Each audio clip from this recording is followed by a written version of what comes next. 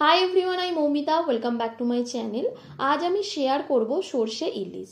তো এর জন্য একটা মিক্সিং জারে 2 চামচ সর্ষে, 2টো কাঁচা লঙ্কা, পরিমাণ মতো নুন আর সামান্য জল দিয়ে একটা পেস্ট বানিয়ে নেব। এরপর মাছগুলোকে ভেজে নেব। মাছগুলোকে আগে থেকে নুন আর হলুদ মাখিয়ে রেখেছিলাম। মাছগুলো ভাজা হয়ে গেছে। এবার এগুলোকে তুলে নিয়ে ওই একই তেলের মধ্যে দিচ্ছি হাফ চা চামচ কালো জিরে আর 3টে কাঁচা লঙ্কা। এগুলোকে কয়েক সেকেন্ড ভেজে নিয়ে দেব সামান্য হলুদ গুঁড়ো। এরপর দিয়ে দেব 1 কাপ জল। এবার জলটা ফুটে এলে ভেজে রাখা মাছগুলো এক এক করে দিয়ে দেব। মাছগুলোকে 5 মিনিট ফুটিয়ে নিয়ে দেব সর্ষের পেস্ট। সর্ষে পেস্টটা দেওয়ার পর 1 মিনিট ফুটিয়ে নামিয়ে নেব।